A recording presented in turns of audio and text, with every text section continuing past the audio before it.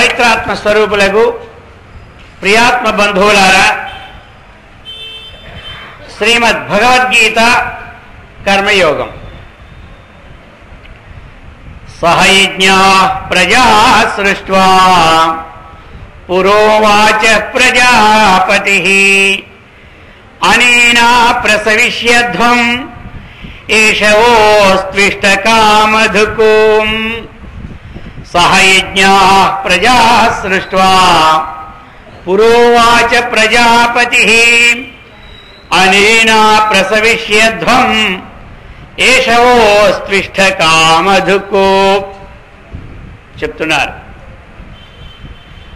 ఈ యజ్ఞం అన్నటువంటిది కల్పాది ఎందు అంటే సృష్టి ఎందు ప్రారంభంలో బ్రహ్మదేవుడు ఏం చేశాడు? యజ్ఞ సహితంగా ప్రజల్ని సృష్టించాడు. కాబట్టి సృష్టించేమన్నారు? పురోవాచ ప్రజాపతి. ప్రజాపతి పురా పూర్వము వాచ పలికను. సహయజ్ఞ యజ్ఞముతో సహా అంటే ఏమిటి? ఇక్కడ మనకి ఆ కర్మ ఏదైతే మనం చేయవలసి ఉన్నదో ఆ కర్మతో సహా అన్నమాట జన్మ. అది అనేనా. అనేనంటే ఈ యజ్ఞములు ద్వారా ప్రసవిష్యధ్వం. ప్రసవిష్యధ్వం అంటే మీరు ఈ యజ్ఞముల ద్వారా చక్కగా వృద్ధిని చెందుడు అని ఒక ఆశీర్వాద వచనాన్ని కూడా మనకి వ్యక్తపరుస్తూ, అయితే మరి ఈ యజ్ఞం ఏం చేస్తారు? మరి మీకు మీకు అస్తు కలుగుగాక. ఏం కలుగుతుంది? కామధుకో.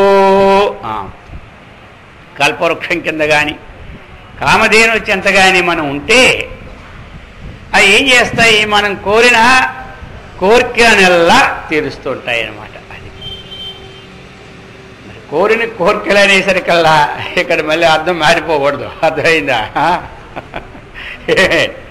కోరిన కోరికలు అన్నప్పుడు వేద విహితమైనటువంటి కోరికలను మనం భావించుకోవాలి. అది వేద ఏం చెప్పిందో ఆ కోరికలు దైనందిన జీవితంలో మనకు ఉండడానికి ఇల్లు ఉండాలి, కట్టుకోవడానికి బట్టలు ఉండాలి. ఆ విధంగా మనం ఇటువంటి ఏవైతే అవసరమో అటువంటి నిత్య జీవితంలో మనం ఒకరి కింద చెయ్యి చాచకుండా ఒకరికి ఏదో మనం పెట్టేటట్టుగా ఒక ధర్మబద్ధమైనటువంటివి, లేకపోతే ఇక్కడ కోరిన కోరికలల్లా తీర్చడం అంటే మన ఇతరులకి ఏమి ఒక అన్యాయాన్ని, ఆక్రమాన్ని, ఇతరులు నష్టపోవాలని, ఇతరులు ఎప్పుడు కష్టంగా ఉండాలని అన్నటువంటివి మాత్రం ఇక్కడ ఉండకూడదు. అర్థమైందా? ఇది అందుచేత ఎందుకు అంటే వాటి వల్ల మళ్ళీ తత్ఫలితం అనంతంగా వస్తూ ఉంది. ఏ కర్మ చేసినప్పుడు ఆ కర్మ ఫలం మనకి తగిన ఫలితం ఉంటుంది. కాబట్టి ఇక్కడ చెప్పారు, మీకు కామధేను వలె కోరిన కోరికలనల్లా తీర్చాడు. బ్రహ్మదేవుడు హిరణ్యకశిపుడి వరం ఇచ్చినట్టు ఇప్పుడే చెప్పాడు, అయ్యా నీలాగా వరం తపస్సు చేసినటువంటి వాడిని ఇంతవరకు నేను చూడలేదు. నీ మీద ఎంత నాకు ప్రేమ అంటే, ఎంత వాత్సల్యం అంటే అంత ఉంది. అయితే మొట్టమొదటి ఆయన కోరాడు ఒక కోరిక. ఆ కోరిక మాత్రం మృత్యువు లేని జీవనం బుణసంగవే అన్నాడు. చావు లేని జీవనం అన్నాడు. ఆయన చెప్పేశాడు, ఇది నా వల్ల కాదన్నాడు. చావు లేని ఇంకోటి కోరుకో. చావు అనేది అందరికీ ఉంది, నీకు ఉంది, నాకు ఉంది. నాకు చావు లేకపోతే నీకు చావు లేకపోతే ఇద్దను. కాబట్టి ఇది వదిలేమన్నాడు. సరే ఆ తర్వాత ఇక అనేకమైన కోరుకున్నాడు. అబ్బో చాలా గొప్ప వరాలు కోరేసినాడు. అంత అంత వరాలు. అందుకే లోకాన్ని గడగడ ఆడించినాడు. ఆ వరాలు చేతులు ఉండబట్టే పవర్ వచ్చేసరికి ఏమైపోద్ది, అంతా మారిపోద్ది అనమాట. ఇక ఇంద్రుడు చంద్రుడు అందరూ చడిచిపోయారు ఆయన దగ్గర. అయితే ఒక్కటి అన్నాడు, అయ్యా వరాలు ఇచ్చాను కానీ నువ్వు చక్కగా అభివృద్ధిని పొందడానికి తగిన హేతువుగా మాత్రం పెట్టుకో. ఇది ఎప్పుడైనా సరే ఈ వరం దుర్యోగం చేశావా ఇక తత్ఫలితం నేనేం చెప్పలేను అది. ఎందుకంటే ప్రతి ఫలితం ఫీడ్ చేస్తుంది కంప్యూటర్లో, ప్రతి ఫలితాన్ని కూడా ఫీడ్ చేసి ఉన్నాయి. అందుచేత అవి తప్పించలేము. ఏ కర్మ చేసినప్పుడు ఆ ఫలితం వద్దన్నా వచ్చి తీరుతుంది. మంచి చేసినప్పుడు మంచి ఫలం, చెడు చేసినప్పుడు చెడు ఫలం, అవన్నీ ముందే కంప్యూటర్లో ఫీడ్ అనమాట. అందుచేత అనేన ప్రసవిష్యధ్వం ఏషవో అస్పృష్ట కామదుకో. మీకు ఇవన్నీ కామధేను వలె మీ కోరినటువంటి కోరికల్ని ఎలా తీరుస్తాయి. అందుచేత కోరుకోండి, తప్పేమీ లేదు. మనం కోరుకోవడానికి ఏముంది? ఇల్లు బాగుండాలి, పిల్లలు బాగుండాలి, మనల్ని ఆశ్రయించిన వారు బాగుండాలి అన్నటువంటి కోరికలు ఏనాడు కూడా మనకి అవి అనర్థాన్ని కలుగు చేయవు. కోరినందువల్ల మనం చిన్న అయిపోం. భగవంతుని ఎవరు కోరుకుంటారో చెప్పండి? ఇంట్లో ఏది కావలసిన పిల్లలు ఎవరు కోరుకుంటారు? తల్లిని తండ్రిని కోరుకుంటారు. కోరుకోకపోతే ఎలాగ వాళ్ళకి? కాబట్టి ఆ విధంగా భగవంతుని కోరినందువల్ల ఏమి దోషం కూడా లేదు. అది చెప్తున్నారు. చెప్పి దేవాన్ భావయతానేన తే దేవా భావయంతో పరస్పరం భావయంతః శ్రేయః పరమవాప్స్యథా. దేవాన్ భావయితానేన, అనేన యజ్ఞము ద్వారా దేవాన్ దేవతలను గూర్చి భావయా చక్కగా భావించమన్నారు. తే దేవా భావయంతో వహ మీకు, తే దేవా ఆ దేవతలు భావయంతు చక్కగా మిమ్మల్ని వాళ్ళు భావిస్తారు. పరస్పరం భావయంతః, మీరు వారిని భావిస్తే వారు మిమ్మల్ని భావిస్తే ఏమవుతుంది? శ్రేయః పరమవాప్స్యథా, శ్రేయం కలుగుతుంది.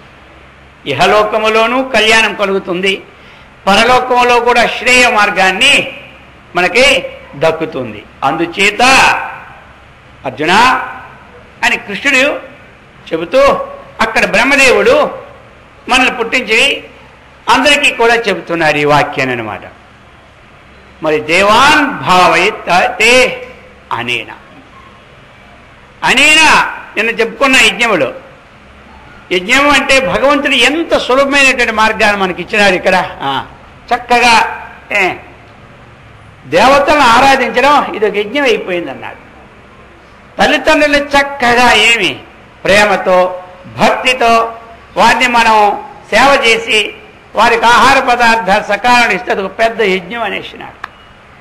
ఆచార్యులు అతిథులు వచ్చేటప్పుడు కాస్త వారికి ఏదో పత్రం పుష్పం, వారికి ఏదో మజ్జిగో పాలో పంచదార, అదొక యజ్ఞం అని చెప్పేశాడు.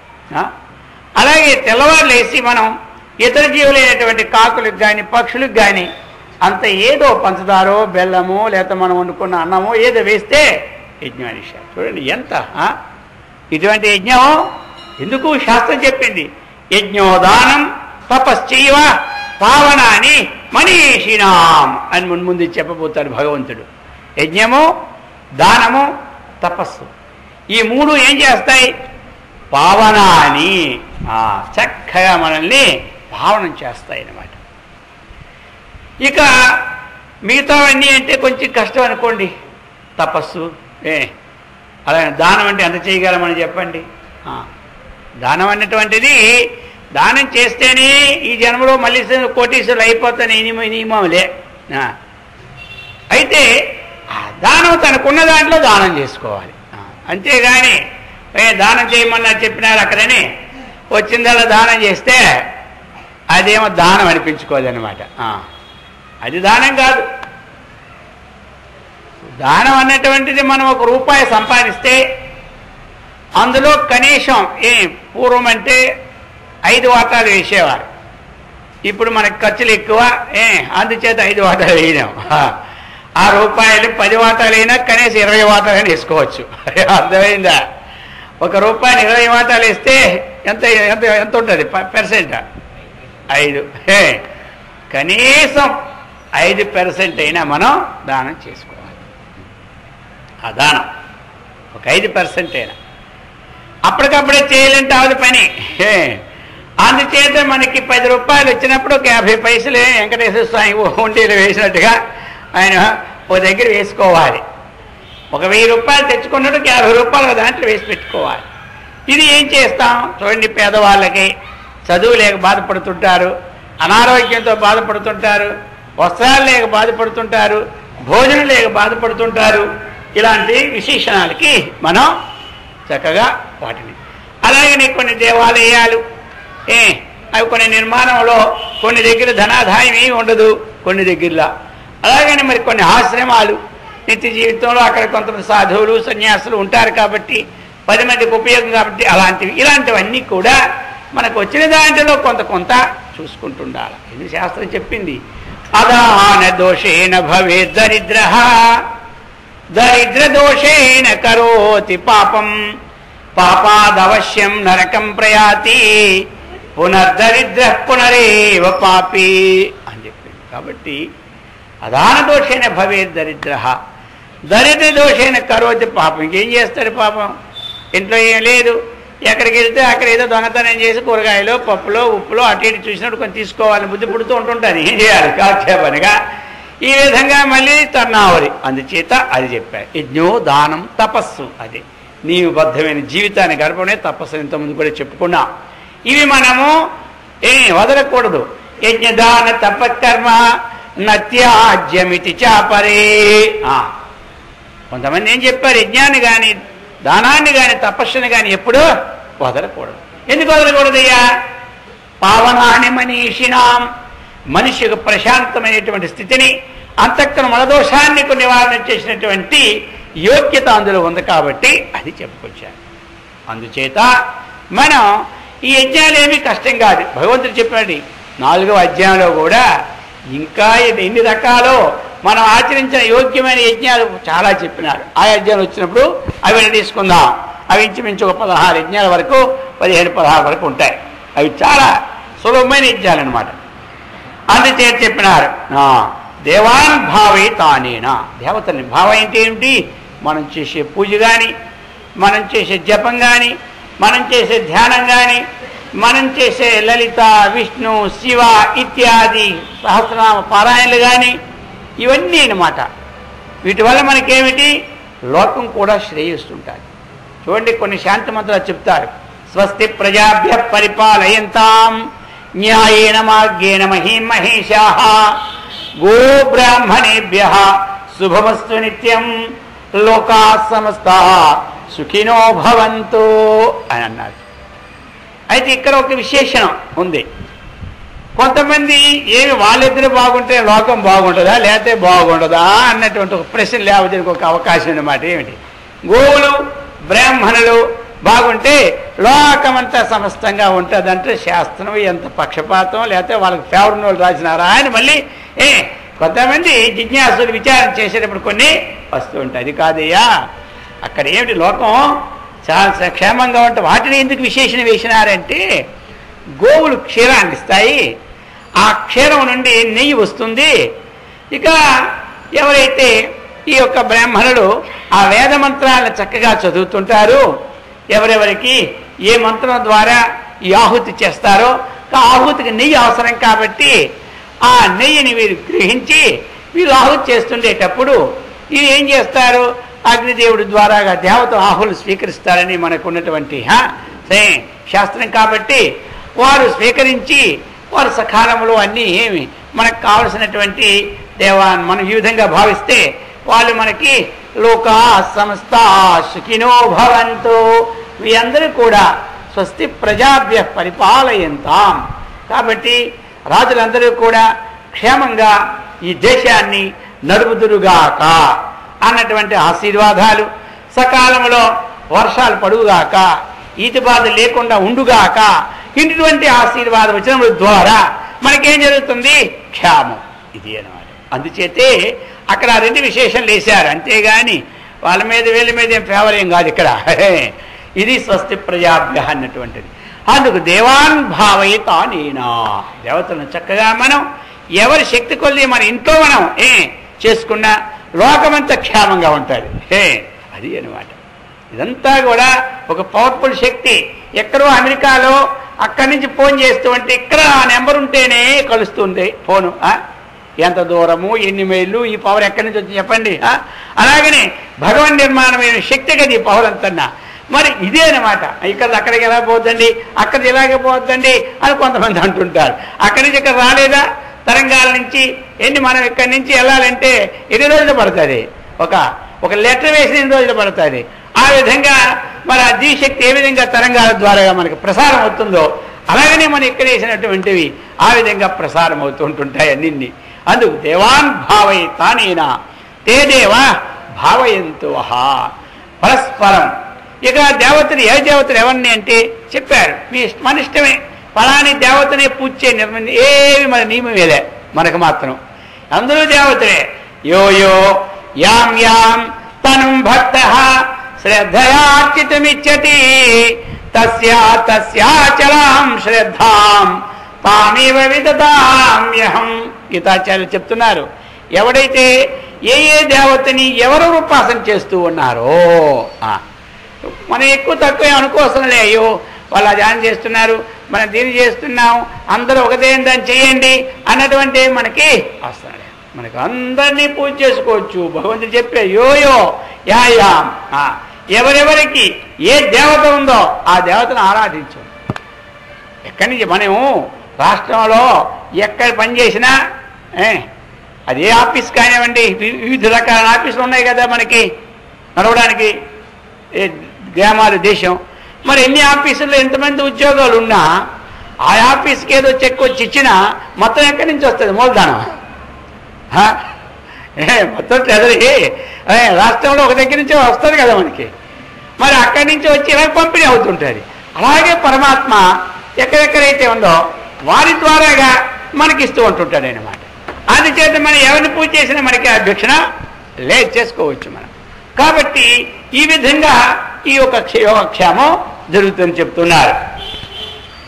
ఈ విధంగా చెప్పి ఇష్టాన్ భోగాన్ హివో దేవా దాస్యంతే యజ్ఞ భావితాః తైర్దత్తాన ప్రధాయేభ్యో ఏ భుంక్తే తేన ఏవ సా యజ్ఞశిష్టాశనః సంతో ముచ్యంతే సర్వకిల్బిషైః భుంజతే తు అఘం పాపా ఏ పచంత్యాత్మకారణాత్. చూడండి, రెండు చాలా అద్భుతమైన శ్లోకాలు. యజ్ఞశిష్టాశనః సంతో ముచ్యంతే సర్వకిల్బిషైః భుంజతే తు అఘం పాపం ఏ పచంత్యాత్మ కారణాత్ అన్నారు. అందుచేత ఇప్పుడు ఇష్టాన్ భోగాన్ హివో దేవాః, దేవతలు ఏం చేస్తున్నారు, యజ్ఞభావితాః దేవాః.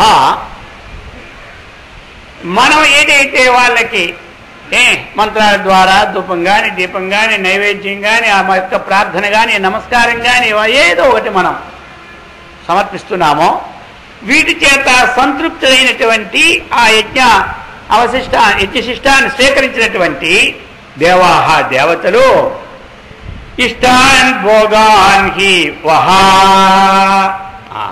మనకేం చేస్తున్నారు, వాళ్ళు ఇష్టమైనటువంటి మనకేది కావాలో అనుభవానికి యోగ్యమైనటువంటివన్నీ ప్రసాదిస్తూ ఉన్నారు. అయితే ఇక్కడ గుర్తుపెట్టుకోవాలన్నమాట, తై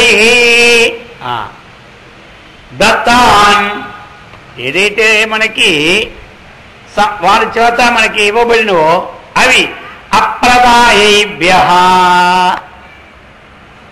మరలా వారికి సమర్పించకుండా మనం తింటే యో భుంక్తే ఎవరైతే భుజిస్తూ ఉన్నాడో అతడు తేనైవ సహా ఓ పేరు పెట్టాడు, వాడు దొంగయే అగును అన్నాడు. అర్థమైందా? భగవంతుడు మనకి ఏదైతే ఇచ్చినారో మళ్ళీ వాళ్ళకి ఏమి మనము కృతజ్ఞతాభావముతో ఏమీ లేదు, ఒక కాఫీ ఇస్తే చాలు, థ్యాంక్స్ సార్ అంటాడు. ఏమి అర్థమైందా? Thanks sir. ఒక్కటి మనకి డ్రింక్ ఏదో ఒకటి, డ్రింక్ అంటే ఏమిటి అది, సరబత్తు. అర్థమైందా? గోల్డ్ స్పాటో మళ్ళీ అక్కడికి పోతారేమో, అందుకని ఏదో సరబత్తు మనకి ఇచ్చారు కానీ యాపిల్ జ్యూసో ఇస్తే వారికి వెంటనే థ్యాంక్స్ సార్, ఎక్కడ మళ్ళీ ఎక్కడ కనపడిన థ్యాంక్స్ సార్ అంటాడు. చూడండి ఏమీ లేదు, చిన్న సహాయం. ఆ కుర్చీ తెచ్చి ఇక్కడ పెడితే చాలు, ఓ పెద్ద ఆయనకి నమస్కారం సార్ అంటాడు. అర్థమైంది? ఏం చూడండి, ఏం పని అండి ఇది? చిన్నదానికే మనం చేస్తూ ఉంటుంటే మరి పెద్దవాళ్ళు మనకి ఇచ్చిన దానికి కృతజ్ఞతాభావం ఉండద్దా లేదా? అదేనమాట దేవతలు మనకి ఎప్పుడైతే ఇస్తారో వాళ్ళకి మనం అది చూపెట్టి అది మనం తీసుకుంటే ఏమవుతుంది? అది చక్కగా ఉంటుంది. లేకపోతే అది దొంగతనం చేసినట్లట. ఇంకా చెప్పాడు, అలా చేస్తుంటే ఏం లాభం తెలుసా? యజ్ఞశిష్ట అసినః సంతః ముచ్యంతే సర్వకిల్భిషై. ఇలా సమర్పించి ఆ భగవంతునికి దేవతలకి సమర్పించి ఎవడైతే అన్నం తింటాడో ముచ్యంతే సర్వకిల్భిషై. ఎంత విశేషణ విషయాలు తెలుసా? భగవంతుడికి చాలా మనము ఎన్నాళ్ళు ఆయన ప్రార్థించకపోయినా ఒక్కరోజు ప్రార్థిస్తే పొంగిపోతాడు ఎవరు? భగవంతుడు. చూశారండి, 1000 ఏళ్ళు యుద్ధం చేసి చెప్పుకున్నాం మొట్టమొదటి మనం ప్రారంభంలో. ఆయన ఊసే ఎత్తుకోలే. ఎవరు మనం చెప్పుకున్నాం కదా మొట్టమొదటి ఏం కాదు చెప్పుకున్నా? గజేంద్రుడు 1000 ఏళ్ళు యుద్ధం చేసి ఒక్కరోజు భగవంతుడు మాట ఎత్తుకోలే. అర్ధరాత్రి వేళ నీవే తప్పరం బెరుంగను అన్నాడా? అనేసరికల్లా ఏం సంబరపడిపోయాడంటే భగవంతుడు సంబరపడిపోయి ఇల్లు మర్చిపోయి ఒళ్ళు మర్చిపోయి భార్యని మర్చిపోయి సామాన్లు మర్చిపోయి వస్తువులు మర్చిపోయి అర్ధరాత్రి వేళ లేకుండా బయలుదేరిపోయాడండి. ఇదేంటి భగవంతుడు ఉన్నటువంటి తత్వము? ఇది అనమాట. చూశారా? మనమా ఒకరితో సంబంధం ఉందనుకోండి, ఎప్పుడో వాడు ఒక మాట అన్నాడు అనుకోండి, వీడు ఒక 20 ఏండ్లు వీడికి మరి మాటలు లేవు, కానీ వాడు అన్ని మాట మర్చిపోయి వాడికి ఎప్పుడైనా సరే ఏదైనా అవసరం వచ్చింది అనుకోండి, వీడికి వచ్చినప్పుడు వాడు సహాయం కోరితే ఏమంటాడు? ఈ 20 ఏండ్లు పెట్టి నీకు మాకు మాటలు లేదు, మరి సంగతి మర్చిపోయినావా? అప్పుడేదో నువ్వు తిట్టి నేను మర్చిపోయాను అనుకున్నావా? ఈ విధంగా చెబుతాం. కానీ వాడు అర్థించేది ఎప్పుడు వాడి నిస్సహాయ స్థితిలో ఉండేటప్పుడు మనం ఎప్పటి సంగతిని మరిచి మరి కథల ద్వారా నేర్చుకునేది ఏమిటి? మనం మరచి ప్రస్తుత సేవను మనం అందించగలప్పుడే మన దేశం ఏమవుద్ది? సుభిక్షంగా ఉంటుంది. అర్థమైందా? మనలో ఐకమత్యం పెరుగుతూ ఉన్నది. వస్తాయండి, రాకపోతే రాగమనగా ద్వేషనగా ఇంట్లో పిల్లలకు రాదా, ఇంట్లో భార్యాభర్తకు రాదా, ఈదుల వాళ్ళకి రాదు, వస్తూ ఉంటుంటాయి. అది అలాగ లోపల పెట్టుకొని సాధించడానికి ప్రయత్నం చేసేవాడు రాక్షసుడు అంటారు. అర్థమైందా?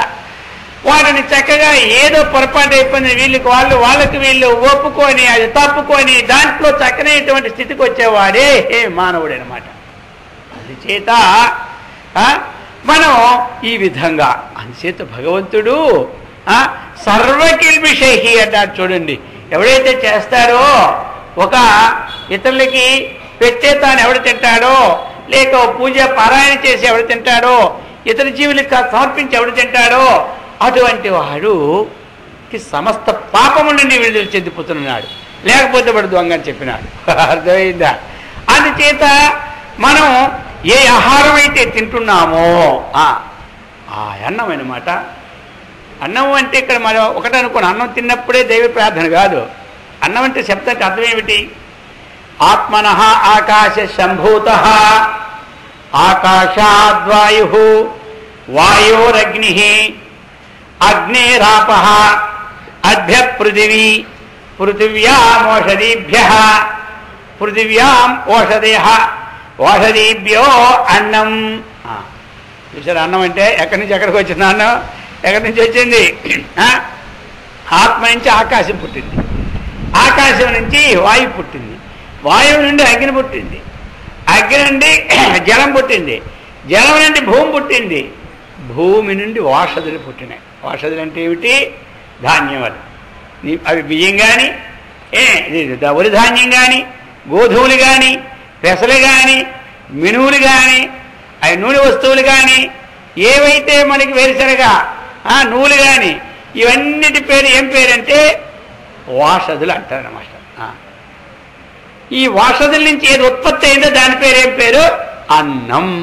అది అన్నం, అన్నం అని పేరు. అది అన్నం. కేవలం మనకు అన్నం అంటే ఏమిటంటే బియ్యం మార్చుకొని తింటే అన్నం.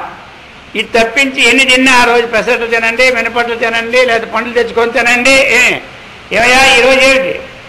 ఈరోజు ఉపవాసం, నేను అన్నం తినలే అంటారు. అది జీడిపప్పు అయినా అన్నమే, కాజు కిస్మిస్ ఏది తిన్నా అది అన్నమే లెక్క.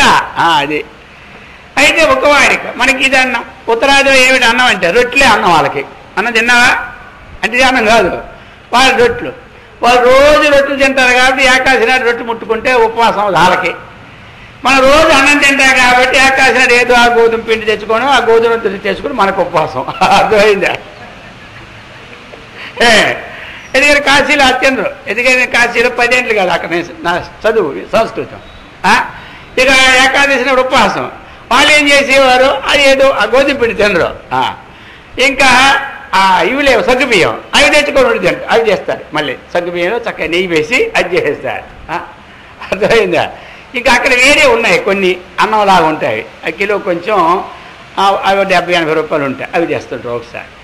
అంటే ఇక్కడ ఏది తిన్నా మన లెక్క భగవద్ దృష్టి కానీ శాస్త్రం లెక్క ఏమిటంటే అత్తి అన్నం. అత్తి అంటే ఏది తినబడుతున్నదో అది అన్నం అన్నమాట. అందుచేత మనం ఏ పదార్థం తిన్నా కృష్ణార్పణం రామార్పణం అనుకోవచ్చు. అన్నం తిన్నప్పుడే అనుకోవడం కాదు. అర్థమైందా?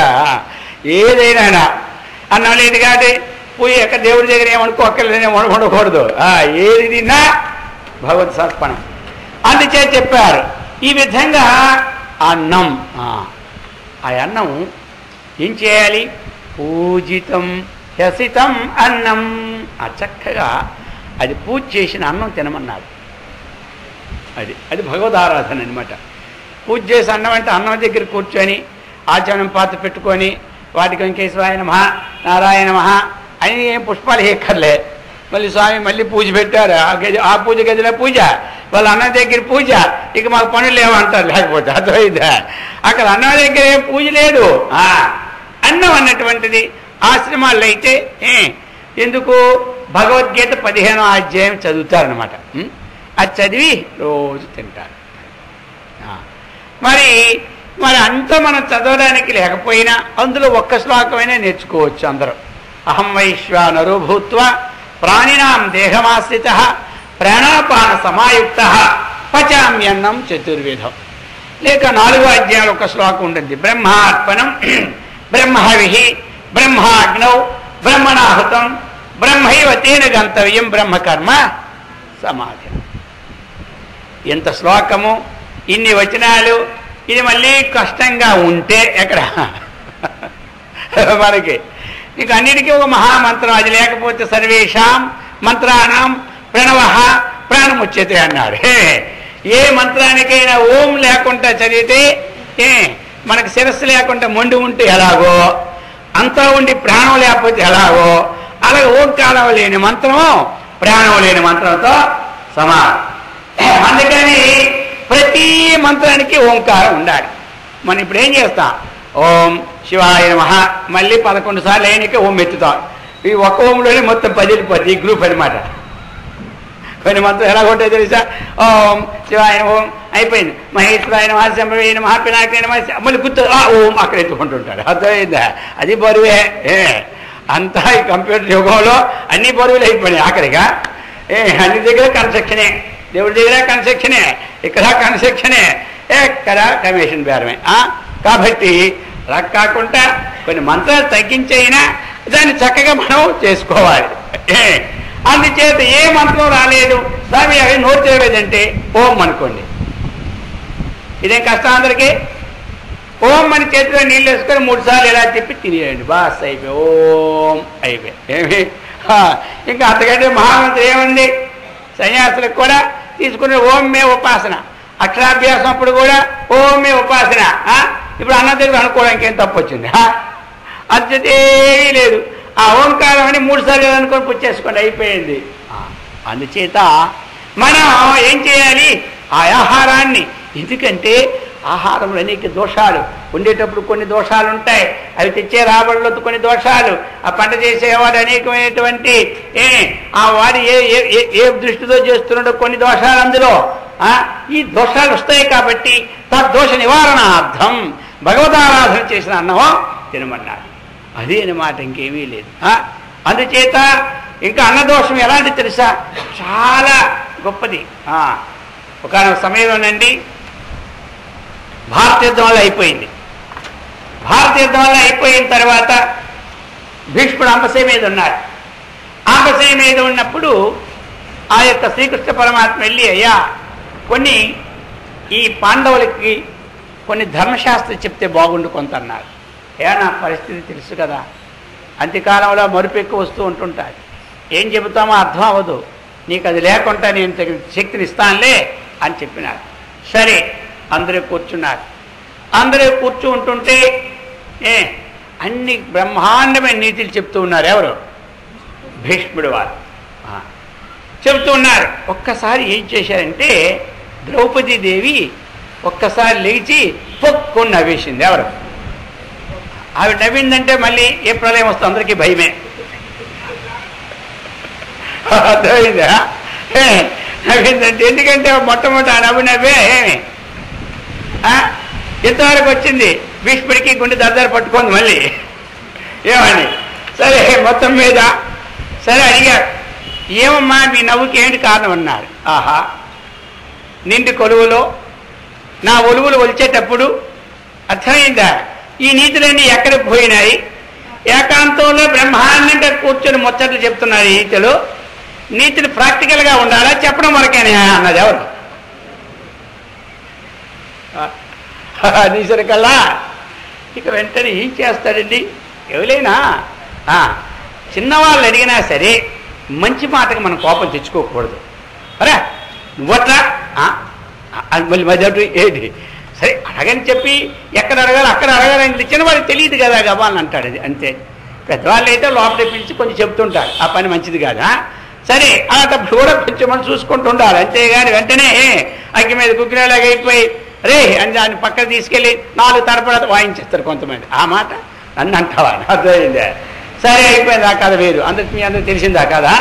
ఇప్పుడు చెప్తున్నా. అప్పుడు ఆయన చెప్పాడు, అమ్మా విను, అన్న దోషేణ చిత్తస్య కాలుష్యం సర్వదా భవేత్, సర్వదా భవేత్, కలుషీకృత చిత్తానాం ధర్మ సమ్యక్ న భాసతే అన్నారు.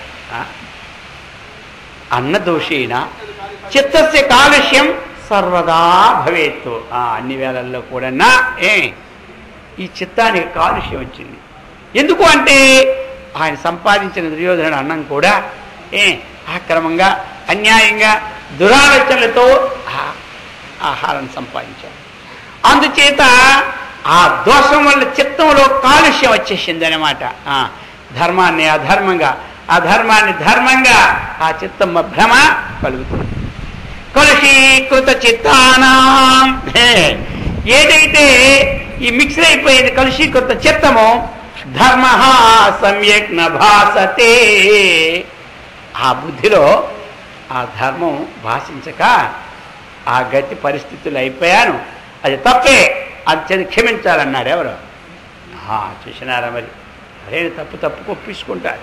పెద్దవాళ్ళలో ఉన్నది అదే విశేషమైన మాట. వాళ్ళు తప్పుని ఒప్పుకుంటారు కానీ వెంటనే పోతుంది ఆ పాపం. అందుచేత చెప్పినాడు. అందుకు అన్న దోషంలో అన్నంలో అనేక రకాలైనటువంటి ఉంటాయి. అందుకని ఆశ్రమాల్లో కూడా అనేకమైన దేవాలయాల్లో కూడా అనేక రకాలుగా వస్తూ ఉంటారు. అందుకే అది దేవుడు నివేదన చేసి పెడుతుంటారు రోజున. ఏది ఎలా వచ్చిందో అంతా ఎవరు మరి, ఆ భగవంతుడే కదా మనకి దిక్కు, ఆయనే చూసుకుంటాడు. అలా లేకుండా మనము తిన్నప్పుడు కొన్ని దోషాలు సంక్రమవుతాయి. రెండవది మనం ఏమిటంటే కృతజ్ఞత భావం చూపకుండా కృతజ్ఞులు అయిపోతున్నాం దేవతల దగ్గర. మనం కృతం జానాతీతి కృతజ్ఞ, చేసిన మేలుని మరువని వాడు, జానాతి అంటే గుర్తు పెట్టుకున్న వాడిని ఏమంటారు? కృతజ్ఞుడు అంటారు. కృతం హంతీతి కృతజ్ఞ, చేసిన మేలుని హంతి అంటే దాన్ని చంపడం అంటే మర్చిపోవడం అన్నమాట. అది వాడిని ఏమన్నారు? కృతజ్ఞుడు అన్నాడు. కాబట్టి కృతజ్ఞుడు మనం కాకూడదు. ఏం కావాలి? కృతజ్ఞుడు కావాలి. అందుకని చెబుతూ ఉన్నారన్నమాట. ఈ విధంగా అన్నాన్ని. అందుకు మనము ఎప్పుడైనా సరే ఆహారం తినేటప్పుడు ఏదో ఒకటి ఆ భగవన్నామాన్ని ఇంకా చెప్పింది శాస్త్రం. ఆహారం తినేటప్పుడు ఇతరమైన మాటలు ఆడుకోకుండా భగవద్భావంతో అన్నం తిన్నామంటే అది జీర్ణమైన తర్వాత కూడా ఆ భగవద్భావం లోపల ఉత్పత్తి అయ్యి ఒక ధర్మ విషయమైన ఆలోచనలు వస్తాయట. ఇక అక్కడే అన్ని మనకి ఎప్పుడు ఖాళీ అంటే అర్థమైందా, ఇక భోజనం దగ్గర కూర్చొని స్టార్ట్ చేస్తామన్నమాట. ఇక లోకాభిరామాయణం అంతన్నా అది ఇక దాంతోనే మళ్ళీ ఇది అడిగి ఆ లోకాభిరామాయణతో జీర్ణమైపోయి ఆ లోకాభిరామాయణ వాసన ఉత్పత్తి చేసి ఏం చేస్తారు? అన్నమయం మనః అన్నాడు. మనస్సు ఏమిటంటే అన్నంలో ఏ సూక్ష్మాంశం అవుతుందో అది మనస్సుగా తయారవుతుంది. అర్థమైందా? ఇందులో సూక్ష్మాంశం మళ్ళీ వ్యవహారము ఇది వచ్చింది మనస్సుకి గబాలి. కానీ అదే పని ఎక్కడ కూర్చుని దేవుడి దగ్గర కూర్చుని అదే ఆ మూల కూర్చుని అదే. దాన్ని వదిలించుకోవాలంటే ఎవడైతే ఆధ్యాత్మిక ప్రయత్నపరుడో వదిలించుకుంటాడు. అయ్యో ఎందుకు నాకు గొడవ, అక్కడికి వెళ్ళాను 5 నిమిషాలు అయినా కానీ నాకు 24 గంటలు అంటుకొనే ఉంటుంది, ఈ అంటే ఎప్పుడు చేస్తా దేవుడా అని ఒక పక్క మొక్కుతూనే ఉంటుంటాడు. అర్థమైందే? మళ్ళీ అంతే ఈ జపమాలు పట్టుకున్నప్పుడు ఆ ధ్యానంలో కూర్చున్నప్పుడు యోగంలో 2 నిమిషాలు ఉన్నప్పుడు ఈ అనుభవాలు వస్తుంటుంటాయి. మరి ఇలాంటివన్నీ వ్యవహారాలు అనుభవాలు. మామూలుగా ఉన్నప్పుడు తిరిగినప్పుడు ఏ వ్యవహారాలు ఉండవు, మాట్లాడినప్పుడు ఈ అనుభవాలు రావు. అందుచేత సాధకుడు వాటిలో జాగ్రత్త పడుతుంటాడనమాట. అర్థమైందా? ఇది అందుకు ఆహారం అందుకే ప్రారంభం తర్వాత అంత్యం వరకు మధ్యలో మాట్లాడకూడదు అనమాట.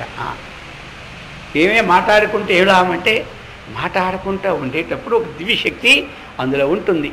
ఆ తర్వాత ఆ భగవద్భావంతో మరొక శక్తి పెరుగుతూ ఉన్నది. అది మౌనేన భోజయిత్వా స్వర్గం ప్రాప్యతే అన్నారు.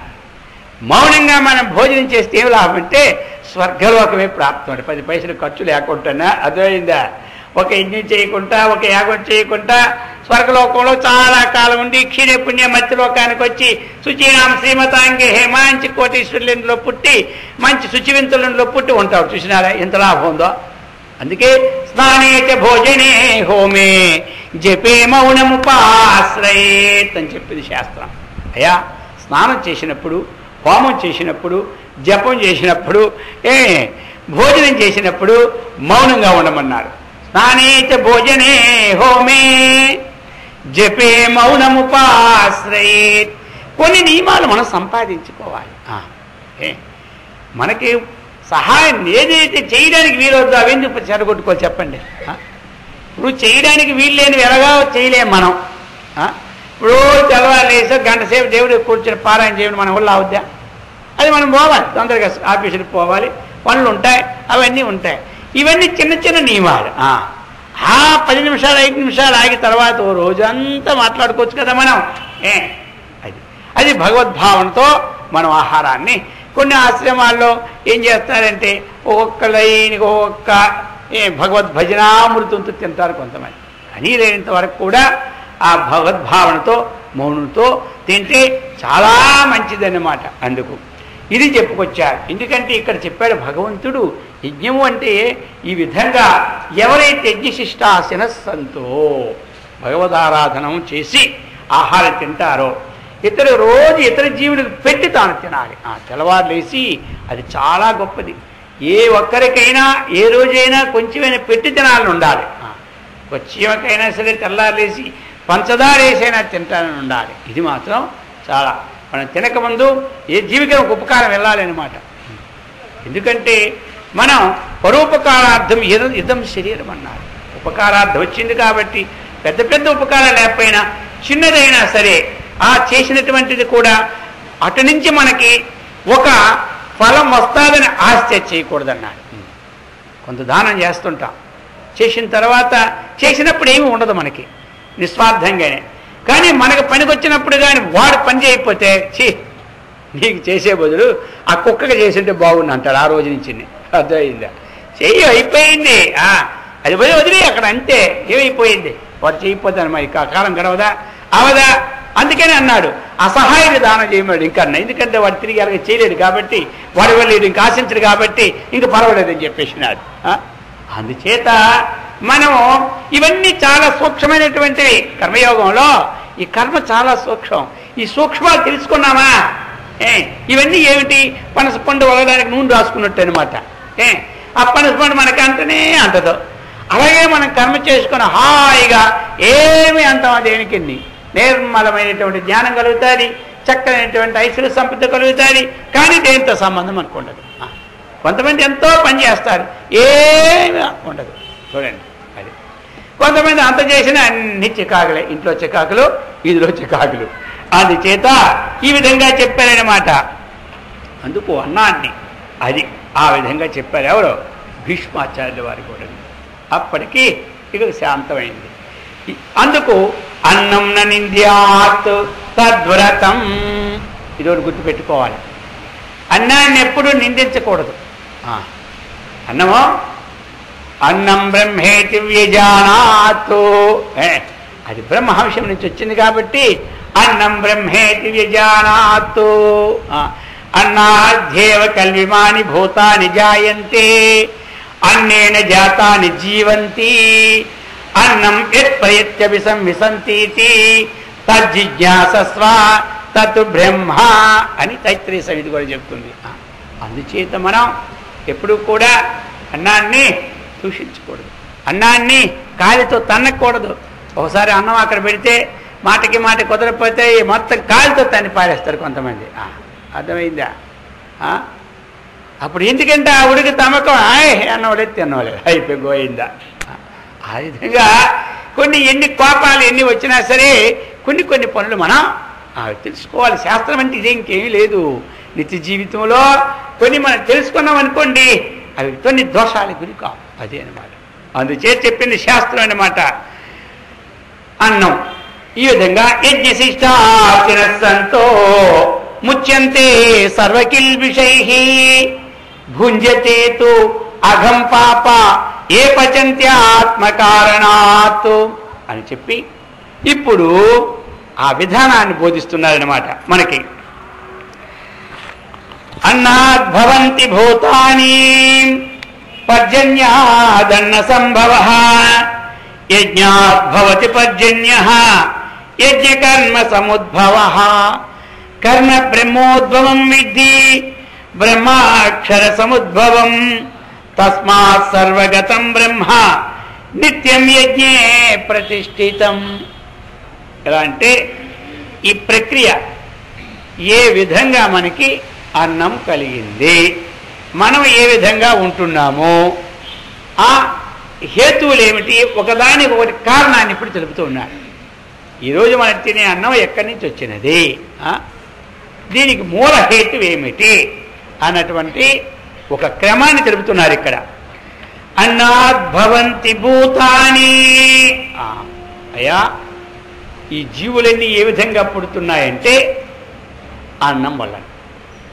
ఏ అన్నం అయితే మనం తింటున్నామో ఆ అన్నములో సారాతి సారమైనటువంటిది శుక్లము శోణితం.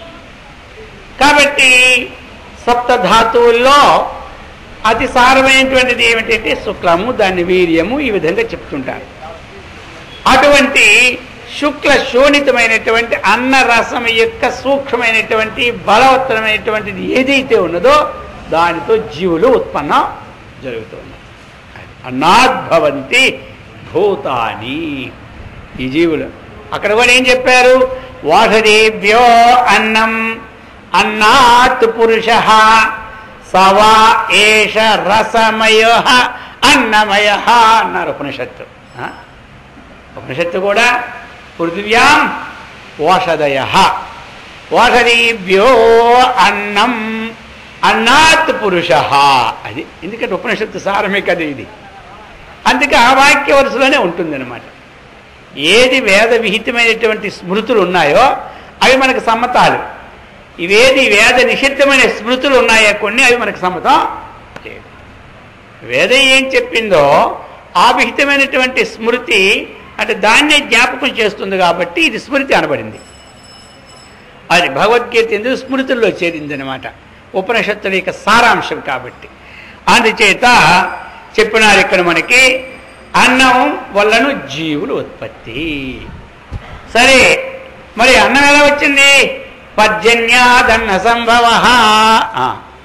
ఎన్నైనా సరే మనము ఈరోజు ఇవన్నీ మన ఆహార పదార్థాలు రకరకాలైనవి తింటూ ఉన్నాం, రకరకాల ధరించుకుంటూ ఉన్నాం, రకరకాలైనటువంటి ఇంట్లో పెట్టుకుంటున్నాం. ఇవన్నీ ఎక్కడి నుంచి వస్తున్నాయి? ఇవన్నీ పృథ్వీ నుంచి వచ్చినవే.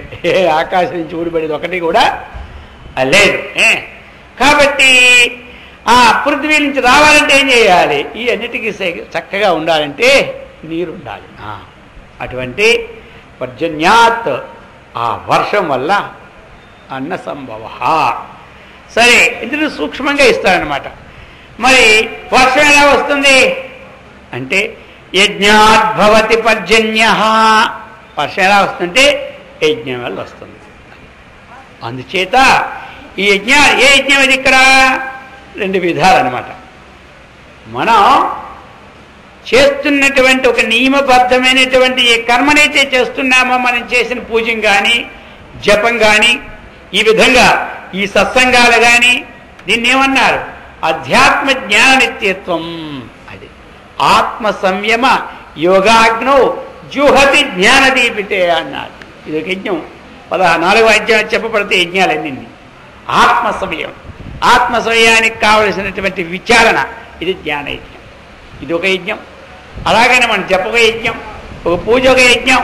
ఇవి ఒక నియమంగా చేసిన మనం ఈ యజ్ఞాల వల్లనే వర్షం. అప్పుడప్పుడు ఏం చేయాలి మరి?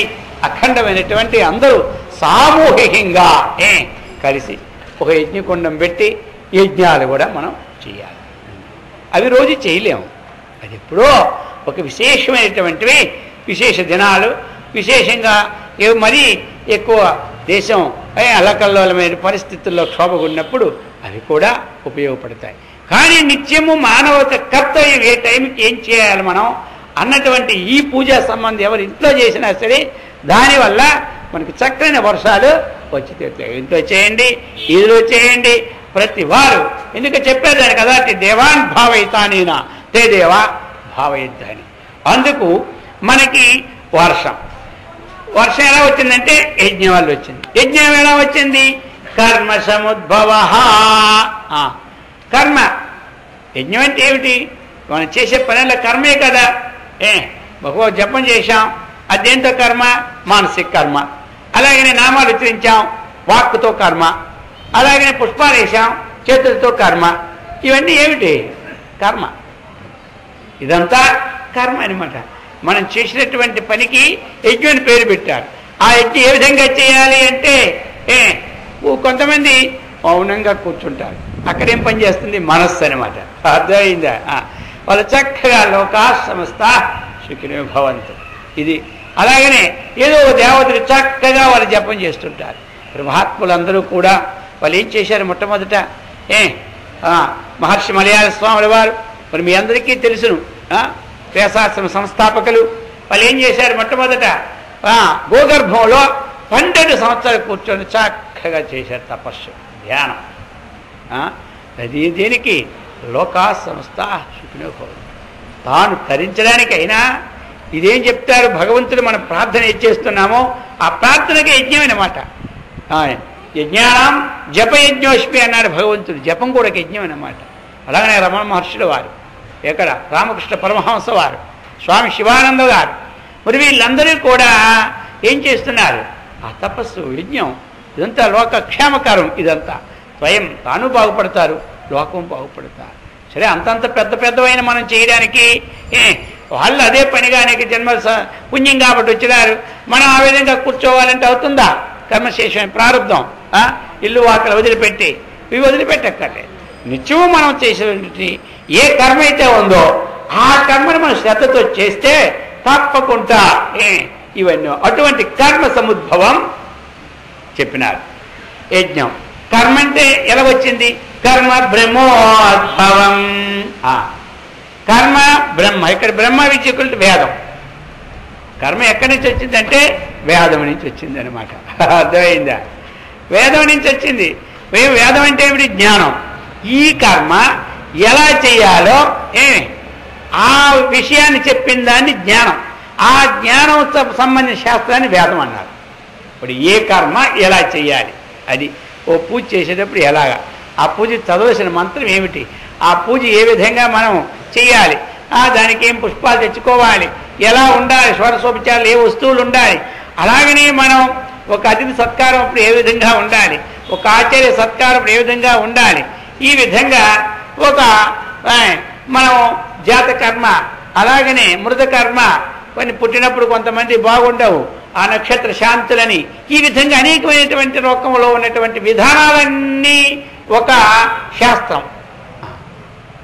ఆ విధంగా అప్పుడప్పుడు కూడా మరి అశ్వమేధ యాగాలని, జ్యోతిష్ఠోమాది యాగాలని, అలాగనే రాష్ట్రీయాది యాగాలని, అనేక రకమైనటువంటివి యాగాలు. ఇష్టప్రాప్తి అనిష్ట పరిహారయోహో యో అలౌకికం గ్రంథం ఉపాయం జ్ఞాపయతి వేదయతి ఇది వేదం అన్నాడు. ఇది ఇష్టప్రాప్తిని అనిష్ట పరిహారాన్ని కలుగు చేస్తుంది. అటువంటి కర్మ బ్రహ్మోద్భవం విద్ది. అయా కర్మ ఎక్కడి నుంచి వచ్చిందంటే వేదము నుండి పుట్టింది. అందుకే కదా మరి వేదం చదువుకోకుండా ఒక యజ్ఞం చేయాలంటే వాడికి తెలియదు ఏ పాత్ర ఎక్కడ పెట్టాలో, ఏటి షట్పాత్ర ప్రయోగమో చతుష్పాత్ర ప్రయోగమో, దాంట్లో ఏ మంత్రము ఏ దేవతకి ఏ విధంగా ఆహుతి ఇవ్వాలో, ఇదంతా వేదాధ్యయనం అన్నమాట. అది వేదాధ్యయనం, అది ఆ మార్గంలో అవి. అందుకు మరి మనం కూడా కొన్ని ఆ వేదంలో ఉన్నటువంటివి మరి భాష్యకారుల వాళ్ళు వీళ్ళు తెలుగులో అనువదించి మనందరికీ చక్కగా బోధపడినట్టుగా ఈ భగవద్గీతను ఇచ్చినారన్నమాట. సర్వశాస్త్రమయీ గీత అని చెప్పారు. సమస్త వేదార్థ సార సంగ్రహం ఇదం గీతా శాస్త్రం అని చెప్పినారు. అందుచేత మనం ఈ గీతలో కూడా కొన్ని విషయాలన్నీ చూసుకొని పాటించామనుకోండి, అది కూడా ఎక్కడి నుంచి వేదమై చెప్పినారు. ఇక ఆ వేదం ఎక్కడి నుంచి వచ్చింది? బ్రహ్మాక్షర సముద్భవం, అక్షర స్వరూపమైనటువంటి దాని నుంచి పుట్టింది వేదం అన్నమాట. అక్షరం అంటే ఏమిటి? క్షరం అంటే నాశం, క్షరం అంటే నాశం, అక్షరం అంటే నాశము కాని వస్తువు ఏదుందో ఆ వస్తువు నుండి వేదం వచ్చింది అనమాట. అదే కొంతమంది ఉపనిషత్తుల్లో కూడా రాసినటువంటిది ఏమిటి? ఆ భగవంతుని యొక్క ఉచ్ఛ్వాస నిశ్వాసాలు ఏ విధంగా అయితే వస్తున్నాయో ఆయన నుంచి ఆ విధంగా ఆయన స్వరూపమే వేదము అని. అందుచేత మనం వేదం ఎక్కడి నుంచి పుట్టిందంటే బ్రహ్మ అక్షర సముద్భవం. అక్షరం అంటే ఏమిటి? క్షరము కానటువంటిది, నాశరహితమైనటువంటి ఏ స్వరూపంతో దాని పేరే అక్షరం. అక్షరం ఈక్వల్ బ్రహ్మ, బ్రహ్మ ఈక్వల్ ఆత్మ. అర్థమైందా? ఆత్మన్నా అదే, బ్రహ్మన్నా అదే, అక్షరమన్నా అదే. ఇప్పుడు మనకి ఎట్లా మరి ఆ పరమాత్మ నుండి పుట్టింది వేదము, వేదం నుండి పుట్టింది కర్మ, అంతే కదా. మరి కర్మ నుంచి పుట్టింది ఏమిటి మనకి? యజ్ఞము. యజ్ఞం నుండి పుట్టింది వర్షము, వర్షం నుంచి పుట్టింది అన్నము, అన్నం వాళ్ళు ఎవరు పుట్టారు? మానవం. అర్థమైందా? ఇది ప్రక్రియ. అందుచేత మనం చేసినటువంటి పనిని భగవదర్పణం చేయమని, భగవంతుడికి ఏదో కార్యక్రమాన్ని చేసి తీసుకోమని చెప్పింది శాస్త్రం. ఆ విధంగా చెప్తూ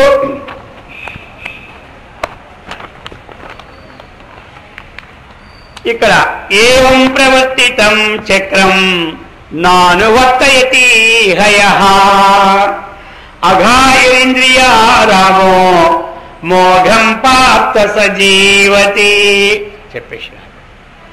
అయ్యా ఇప్పుడు మనం వేసుకున్నాం కదా ఉత్పత్తి క్రమము, ఇది ఒక చక్రం అన్నమాట. ఇది చక్రం తిరుగుతూనే ఉంటుంది. మనమేదో ఆ రంగులు రాట్నం ఆ రాట్నం పెట్టామంటే దాని కరెంటో చెప్పడం ఉంటే తిరుగుతుంది. కానీ ఒక మిల్లు ఫ్యాక్టరీ ఉన్నదంటే అది కరెంటు వేసినప్పుడు తిరుగుతుంది, లేకపోతే ఆరిపోదు. ఇదేమీ లేదు.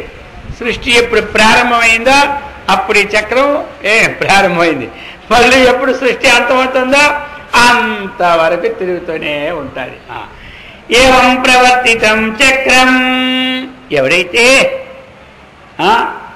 ఈ విధంగా ఆ ప్రక్రియని పాటించరో నానువర్తయతి ఇహ ఇహ ఈ లోకములో యహ ఎవడైతే అనువర్తనం అంటే ఆచరించడో పుట్టి ఈ ప్రక్రియని ఎవడైతే ఆచరించడో తన ఇష్ట ప్రకారం చేసుకుంటాడో కొంతమంది ఇతరులకు ఒక ఉపకారం వారికి ఎందుకయ్యా వాడి తక్కువ వాడు కష్టపడి బ్రతకలేడా వాడికి ఎందుకు అయ్యారు అంటాడు అర్థమైందే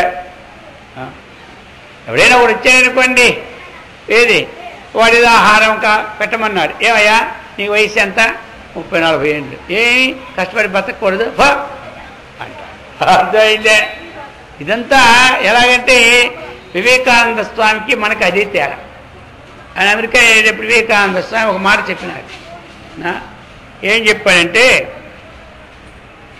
ఎవరైనా మన ఇంటికి వస్తే భోజనానికో లేకపోతే ఏదో అనారోగ్యం బాగులేకో వస్తే వాళ్ళు ఎందుకు వచ్చినట్టు అంటే అది వాళ్ళకి లేక ఏమొచ్చినట్టు భావించుకోవద్దు అన్నాడు ఆయన అలా భావించుకున్నారు వాళ్ళకి లేక రాలేదట వాడు గుర్తు చేయడానికి వచ్చినాడట మనకే నేను పూర్వజన్మలో ఎవరికి కూడా ఒక పిడికిడి మెతుకులు కానీ 10 బియ్యం కానీ పెట్టకుంటే నా గతిలకు వచ్చింది అర్థమైందా నువ్వు పెట్టి ఎప్పుడు కూడా ఒకరి కింద నాలాగా చేయి చాచుకుంటా ఒకరే పెట్టి నువ్వు సుఖుడివే ధనవంతుడిగా ఉండి చెప్పడానికి వచ్చినారట చూడండి అర్థమైంది నేను చెప్తుంది వాళ్ళ విషయాల భావానికి మన భావానికి తేడా ఎలాగుంటాయి భావశుద్ధియే జ్ఞానసిద్ధి అన్నాడు మహర్షి మలయాళ స్వామి వారు యద్భావం తద్భవతి అన్నారు వాళ్ళందరూ అందుచేత మనం విశాల హృదయాన్ని వచ్చాడు ఏదో వారి కర్మ అర్థమైందా ఇకదంతా మనం ఎక్కేసుకుంటే పనులు అవుతాయా వచ్చినాడు అలాగే సరే అవి వచ్చినాయి వాళ్ళు మనుషులు అలాగనే మన ఇంటికి ఆ కాకులు ఆ పక్షులు ఆ పశువులు అవి వస్తుంటాయి అప్పుడప్పుడు కొంతమంది వచ్చిన దగ్గర చేరనివ్వరు ఏమో ఆ గాలి సోకితే ఏమైపోతాం మనం అర్థమైంది ఏ గాలి సోకితే ఏమైపోం మనలో ఉన్న వాసన ప్రారంభ గాలి సోకినప్పుడే మనం ఏమైనా అవుతాం నంది కానీ పంది కానీ అర్థమైందా లేకపోతే ఒక పెద్ద పదవి కానీ 15 కానీ అంతేగాని అవేం కాదు అందుకు కర్తవ్యమైనటువంటి కర్మ చేయమన్నాడు ఏవం ప్రవర్తితం చక్రం నానువర్తయతి హయః అఘాయిరింద్రియారామో మోఘం పార్థ సజీవతే ఈ విధంగా ఒక కర్మని ఆచరించుకుంటా మన ప్రవర్తన ఉంటే జీవితం గడిపితే అఘాయుహో అన్నాడు ఆయన ఏం చెప్పాడు ఒక పాప సంబంధమైన మాట అటువంటి వాడు కలిగిన వాడు ఇంకా ఏమిడు అతడు మోఘం వ్యర్థ జీవితాన్ని గడిపినటువంటి వాడు ఒక పాపాన్ని తెచ్చుకున్నవాడు ఎందుకు అంటే చెప్పినాడు ఆ చేయదగిన కర్తవ్య కర్మ చేయకపోతే ప్రతివాయ దోషం వస్తుందని చెప్పినాడు ప్రతివాయం ఈక్వల్ పాపం అన్నమాట అందుకని అక్కడ అది చెప్పాడు యజ్ఞశిష్టాశనస్సంతో ముచ్యంతే సర్వకిల్బిషైః భుంజతేతు అఘం అఘం అంటే ఏమిటి పాపం అది అటువంటి సంభవిస్తుంది కాబట్టి మనం చేయదగిన పని చేయాలి చేసింది భగవదర్పణ బుద్ధితో చేయాలి ఆ విధంగా ఉండేటప్పుడు అది పాపం అనేది రాదు ఇది కర్మయోగం రహస్యం చెబుతున్నాడు అయితే మధ్యలో ఒక 2 శ్లోకాల ద్వారా మరి ఈ కర్మ కొంతమంది చేయకపోతే వాళ్ళని చూసి ఇతరులు చేయరు అందుకనే కొంతమంది చేస్తూనే ఉంటుంటారు అయితే ఎవరు ఈ కర్మని విధానాన్ని చేయకపోయినా సరే పర్వాలేదు అన్నటువంటి స్థితిని ఇప్పుడు కల్పించి చెప్తూ ఉన్నారు యస్వాత్మరతిరేవ స్యాత్ ఆత్మతృప్తస్య మానవః ఆత్మన్యేవ చ సంతుష్టః తస్య కార్యం న విద్యతే ఇదండి ఎస్తు ఎవడైతే ఆత్మరతి రేవ ఆత్మతృప్త ఆత్మన్యేవచ సంతుష్ట. ఈ విశేషణాలు ఉన్నటువంటి వాడు ఈ కర్మ చేయకపోయినా పర్వాలేదున్నాడు. అయితే అతడు ఎవడు? మానవ. మానవుడే. కర్మ చేయడానికి అధికారి ఎవడే అంటే మానవుడు. దేవతలకు కర్మ చేసే అధికారం అనేది గుర్తుపెట్టుకోండి. దేవలోకం పోయినా ఉన్నది పైసా ఖర్చు పెట్టుకొని రావడమే కానీ కొత్తగా సంపాదించింది 10 పైసలు లేదు ఎక్కడ. అలాగనే పశుపక్షాది లోకంలో పుట్టినా దొరికింది తినడమే కానీ కొత్త సంపాదించింది ఏమీ లేదు. కర్మకు అధికారి ఎవడు? మానవుడు. క్షిప్రం హిమానుషే లోకే సిద్ధిర్భవతి కర్మ. ఈ లోకంలో కర్మఫలాన్ని చక్కగా వస్తుంది, శీఘ్రంగా వచ్చినటువంటి ఆమె కర్మకు అధికారి మానవుడు. కాబట్టి ఇక్కడ మానవ అన్నాడు. భగవంతుడు ఎంత విషయాలు తెలుసా? ఇక్కడ ఒక వ్యక్తిగా ఒక జాతి కుల మత భేద వివక్షత ఏమీ కూడా ఎక్కడ వ్యక్తం చేయడు. అయిందా? మానవ, మానవుడు. ఆచరణ ఏ మానవుడు ఆశిస్తున్నాడో వాడు సద్గతిని ముక్తిని పొందుతున్నాడు. ఈ శబ్దం చాలా గొప్ప శబ్దం, మానవ అనేటువంటిది. అందుకే అది ఇక్కడ ప్రయోగించారు. మానవుడంటే వాడు స్త్రీ కాదు, పురుషుడు కాదు. తర్వాత మనం ఏం పెట్టుకున్నామో ఆ యొక్క వర్ణధర్మాలు ఏం కావు. ప్రతి వాడు కూడా ఈ తత్వాన్ని పొంది వాడు ముక్తిని సద్గతిని పొందడానికి కూడా అర్హుడు. అటువంటి వాడు ఏ స్థితిలో ఉన్నప్పుడు చేయకపోయినా పర్వాలేదని శ్లోకాన్ని బోధిస్తూ ఉంటారు. చూడు, కొంతమంది మానవ అని దానికి కూడా అన్నాడు. నువ్వేం పాతవాడు కాదు, మా కాదు నవా, ఎప్పుడు కూడా నీవు ఎల్లప్పుడూ ఒకే విధంగా ఉన్నవాడు అని ఒక అర్థం చెప్తారు. ఇంక కొంతమంది తమాషాగా కూడా అంటారు, కొంతమంది ఉన్న విషయం కూడా అంటారు. మానవ మానవ నీ లోపల వాసనలు ఏమున్నాయో నీకు ఈ వేద నిషిద్ధమైన ఆచరణ ఏది, అది మానవా? అది మానవా అని అడుగుతాడట. అర్థమైంది? అది మాంతేనే నీకు మోక్షం, నువ్వు అది మానవపోతే కాదంటాడట మానవ అని. ఈ విధంగా అవి ఈ విధమైనటువంటి ఇక్కడ చెప్తున్నాడు అనమాట. ఈ విధంగా ఎస్తూ ఎవడైతే ఆత్మరతి, ఆత్మరతి అంటే ఏమిటి? ఈ ప్రపంచానికంతా ఆధారభూతమైనటువంటి ఒకే ఒక్క వస్తువు, అది చీమ నుండి చతుర్ముఖ బ్రహ్మ వరకు అందరి హృదయంలో ఉన్నటువంటిది ఒకటే వస్తువు, అదే నాలో ఉన్నది. దీనికంటే గొప్పది లోకంలో ఇంకొకటి లేదు. ఇదే ప్రపంచానికి ఆధారము, నా శరీరానికి ఆధారం ఇదే. ఇది ఎప్పుడైతే నన్ను వదిలేసిందో నాది శవం అయిపోతుంది అన్నటువంటి ఒక నిశ్చయానికి విచారం ద్వారాగా వచ్చినటువంటి ఏ ఆత్మతత్వం ఉందో దాని అంటే రతి. రతి అంటే ఏమిటి? మిక్కిలి ఆసక్తితో ప్రీతితో దానిలో ఉన్నవాడు తస్య కార్యం న విద్యతే. అర్థమైందా? అటువంటి వాడికి ఏ టైంలో ఏ కర్మ చేయాలో ఆ కర్మ చేయకపోయినా పర్వాలేదు. అది అనమాట. ఎందుకంటే ఈ అన్నిటికీ ఆధారపోతే ఎక్కడి నుంచి అయితే ఈ సమస్తం పుట్టిందో అక్షర ఉద్భవం బ్రహ్మ, ఆ అక్షర స్వరూపాన్ని తను గుర్తించుకొని తనలో లీనమై ఉన్నటువంటి వాడు చెప్తున్నాడు. అటువంటి ఆత్మరతి ఆత్మతృప్త, తనకు తానే సంతోషం. ఎందుకంటే తాను ఎవడు తెలుసుకున్నాడు, తను అందరి రూపాల్లో కనబడుతున్నాడు. ఇప్పుడు అందరినీ చూసి ఒకటే సంతోషం. పిల్లిని చూసినా సంతోషం, కుక్కను చూసినా సంతోషం, తనకి విరోధమైన పామును చూసినా సంతోషం. సమశత్రుచ మిత్రేచ తథా మానాపమానయోహో శీతోష్ణ సుఖ దుఃఖేషు సమస్సంగ వివర్జిత అన్నట్టు భావంలో ఆయనకి తృప్తిగా ఉంటాడు ఎప్పుడు కూడా. దొరికినంతటితో తృప్తి. ఇంకా తృప్తి అంటే అర్థం ఏమిటి? ఏ ఆత్మ కంటే ఇతరమైనటువంటిది అధికంగా లేదో, ఏ భౌతికంతో ఏ ఏ సుఖాలు మనం అనుభవిస్తున్నామో ఈ సుఖాలన్నీ కూడా ఆత్మలో లవలేశమన్నమాట.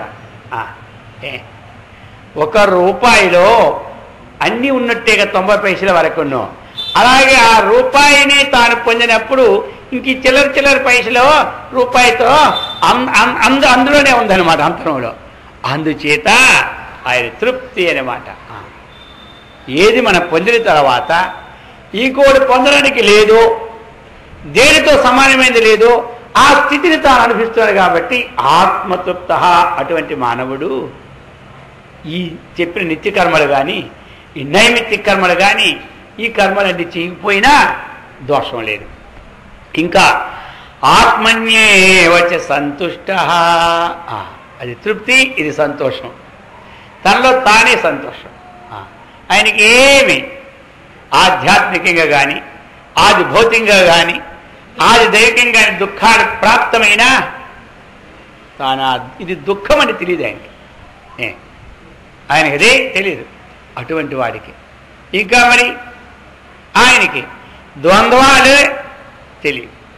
శీతకాలం చలి తెలియదు, వేసవికాలం వేసవి తెలియదు, అపకారితులని తెలియదు, ఉపకార్యం తెలియదు. ఆ విధంలో ఉన్నటువంటి వాడు తస్య కార్యము, ఈ పని చేయకపోయిన పనులే. ఇక ఇది హేతు తీసుకొని అందరి పనులు మానేడు కాదు, అర్థమైందా? అందరూ చేయాలి కర్మ. అటువంటి స్థితిలో ఉన్నటువంటి వాళ్ళ లోకంలో ఈ కర్మ వదిలిన ఆయన ఒకే లెవెల్లో ఆయన ఉన్నాడు. ఆయనకేమీ లేదు. ఆయన ఎలాంటి వాడు? సమలోష్టాస్మి కాంచన. ఆయన దృష్టి బంగారం అని కానీ ఇది మట్టిని కానీ మట్టికి ఏ ప్రాధాన్యత ఇస్తున్నాడో బంగారానికి అదే ప్రాధాన్యత, బంగారానికి ఏ ప్రాధాన్యత మట్టికి అదే ప్రాధాన్యత. ఈ రెండింటికి ఒకటే ప్రాధాన్యత మనం ఇచ్చేటప్పుడు మనం చేయకపోయిన పర్వాలే. మట్టి పిల్ల గోడని పడేస్తాం బయటని, మళ్ళీ బంగారం పక్కన పడేస్తాం, బంగారం ఇంటికి ఎక్కడ పెడతాం?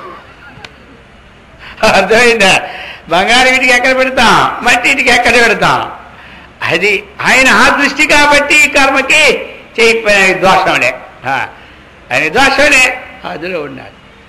ఒక ఇద్దరు భార్యాభర్తలు గృహస్థాశ్రయం విడిచిపెట్టి వానప్రస్థాశ్రయంగా ఏదో ఒకలాగా అడవులోకి వెళ్ళిపోయి, లేకపోతే దేవాలయం ఎక్కడో దూరంగా వెళ్ళిపోయి బడుదాని పోతున్నారు జీవన దైవచింతనని. భార్యాభర్తలు వెళ్తూ ఉంటుంటే భర్త గారి ముందు నడుస్తూ ఉన్నారు. పోయారు 15 కిలోమీటర్లు 20 కిలోమీటర్లు దాటి వెళ్ళిపోతున్నారు. అలాగా గ్రామాంతరం వెళ్ళిపోతుంటే ఆ త్రోవలో భర్త గారు కాలుతో ఏదో కప్పుతున్నారు కాస్త. ఇది దూరం నుంచి కొంచెం అమ్మగారు నింపాదిగా నడుస్తారు కదా, అయ్యగారు కొంచెం స్పీడ్ కదా, అందుచేత కొంచెం దూరంలో ఉన్నది అమ్మగారు. ఆయన ముందు పోతున్నాడు. పోయి కాలుతో ఏదో కప్పుతున్నాడు. చూసింది ఎవరు? అంతే. ఈవిడ చూడలేదు అనుకున్నాడు ఎవరు? ఆయన. సరే మరి అలా కొంత దూరం వెళ్ళి ఓ చెట్టు కింద కొంచెం దూరం వెళ్ళేసి కలిసారి విశ్రమించినప్పుడు అడిగింది, ఏమండి ఇందాక కాలుతో కప్పుతున్నారు ఏమిటి అది అని. ఏమీ లేదు, అది మంచి డైమండ్ బ్రహ్మాండమైన వజ్రాలతో, ఒక్కొక్క వజ్రం ఉంటుంది 1 కోటి 10 కోట్లో, అలాంటి వజ్రాలతో బంగారంతో అమర్చబడిన ఒక నెక్లెస్ అక్కడ ఉంది. అది చూస్తే నీకు దాని మీద ఎక్కడ మోహం కలుగుతాదో అని భ్రమచేత కప్పేసినాను అన్నాడు ఎవరు? అది భార్య. ఎందుకంటే మన ఇల్లు వదిలి ఏదో ఆధ్యాత్మిక పోతూ ఉన్నాము, ఇంకా అది నేను కప్పేశాను అన్నాడు. ఏమండి అయితే ఇంకా మీకు ఇది మట్టి, ఇది బంగారము, ఇది ఇంకా వజ్రము అనే దృష్టి ఉంటే ఇల్లు ఎందుకు ఇరిచిపెట్టే పదవి నీటికి పోదామంది ఆవిడ. అదైందా? ఒకరికంటే ఒకరు గొప్ప వాళ్ళు అయినా ఇంక ఈ దృష్టి ఉంటే మీకు ఈ దృష్టి ఉంటుంది అనుకోలే మీకు ఇంటి దగ్గర బయలుదేరినప్పుడు. కానీ ఇది బంగారం అనే దృష్టి ఇంక మీకు పోలే అంటే ఇంక మీరు సాధన చెయ్యాలి. మరి అది అన్నప్పుడు వాడు ఈ కార్యం వదిలిస్తే వాడికి అంతఃకరణ శుద్ధి కాదు ఆయన. అర్థమైందా? అందుకని అర్జున ఇది ఎవరికంటే చెప్పినారో ఏ ఆధారమైన వస్తువుతో సంబంధం ఉండి భోజనం వచ్చినా భోజనం కూడా వెళ్ళాలని ఉండదు వారికి. అటువంటి స్థితిలో అటువంటి వారి కర్మలు చేయకపోయినా పర్వాలేదు అని చెప్తున్నారన్నమాట విశేషం. అందుకు చెప్పారు యస్వాత్మరతిరేవస్య ఆత్మతృప్తస్య మానవః ఆత్మన్యేవచ సంతుష్టః తస్య కార్యం న విద్యతే. ఇంకొక శ్లోకం కూడా చెప్తున్నారు నైవ తస్య కృతేనార్థః. దాన్నే వెనకాము చెప్పి నా కృతే నేహ కశ్చన నాస్య సర్వభూతేషు కచ్చిదర్థవ్యపాశ్రయః. అర్జున తస్య కృతేన అర్థః నా. అర్థమైంది? అర్థ అంటే ప్రయోజనం. ఆయనకి పనిచేసినందువల్ల ఏమి ప్రయోజనంలే, మనకంటే ప్రయోజనమే, మనకు పనిచేస్తే ప్రయోజనం. ఆయన ఎందుకంటే ఏ ఆత్మలాభాన్ని పొందాడో ఆత్మసుఖంలో ఉన్నాడు. ఇంక ఇది పనిచేసి ఇంక కొత్తగా సంపాదించవలసింది ఆయనకేమీ లేదు. నాకృతే నేహ కశ్చనిహ అకృత. ఒకవేళ ఆ పని చేయకపోతే ఆయనకి ఏ అప్రయోజనమే లేదు. అదే ప్రయోజనలే. ఇదేంటే ఏదైనా సరే ఒక దోషం వస్తుందనేది లేదు, ఒక ప్రతివాయం వస్తామనేది కూడా ఈయనకి లేదు. మనం చేయకపోతే దోషం వస్తుంది. అర్థమైందా? నిత్యకర్మలో తెల్లారి సంధ్యావందనాదులు, దేవతారాధనలు, పారాయణ కానీ ఏదో కొంతలో కొంత మీరు శాస్త్రం చదవడానికి శక్తి లేదు, 5 శ్లోకాలు చదువుకోండి. చదువులేని వారు ఆ భగవన్నామని ఒక 20 సార్లు అనుకోండి. మాకు చదువులేదు కదా స్వామి, మేము ఎలా చదవాలి? ఒకే నామాన్ని 10 సార్లు అనుకోండి. ఒకసారి అంటే నామం, 10 సార్లు జపం, అంతే కదా. ఇదే అనమాట. అది చెప్తూ ఉన్నారు. ఈ విధంగా ఆయనవి చేయకపోతే ఆయనకి పాపం లేదు. ఒక ఆయన అన్నాడు, చేయకపోతే ఎలా పాపం వస్తుందండి? ప్రశ్న వేసినాడు పూర్వపక్షంలో. సరే, నిత్యకర్మలు చేయకపోతే ఎలా పాపం వస్తుందా? సరే, మీకు తెల్లవారులేసి దంతధావన చేయడం నిత్యకర్మ, అవునా కదా? దంతధావన చేయడం, లెట్టిన పోటీ నిత్యకర్మే కదా, స్నానం చేయ నిత్యకర్మే, బట్టతో నిత్యకర్మే, ఇవి తప్పక ఉండాలి కదా. ఈ కర్మలు ఒక 5 రోజులు చేయడం మానేయండి అని చెప్పాడు ఆయన. అర్థమైంది? మీరు పళ్ళు తోముకోకండి, స్నానం చేసుకోకండి, లెట్టిన్కి వెళ్ళకండి. అర్థమైందా? అందరికీ ఒక 5 రోజులు చేయడం మానేయండి, మీకు ఆ దోషం వెళ్ళక. 2 రోజులే పళ్ళు తోముకో పక్కన కూర్చోడు అనుకో, ఇక దుర్గాన్ని వచ్చి ఎవడరా చూస్తూనే ఉంటుంటుంది వెనక పక్క. 4 రోజులు బట్టలు తుక్కొని మానేస్తే ఏమవుతుంది? దుర్గంధం వాసన. ఇది ఎలాగైతే చేయదగిన కడుపే పొంగిపోద్ది ఎలవలసినటువంటి వాళ్ళకి పొడమోతలే పోకపోతే. ఈ విధంగా ఈ దోషాలు ఏ విధంగా సంభవిస్తాయో ఆ పాపం కూడా ఆ విధంగా సంభవిస్తుంది అన్నాడు.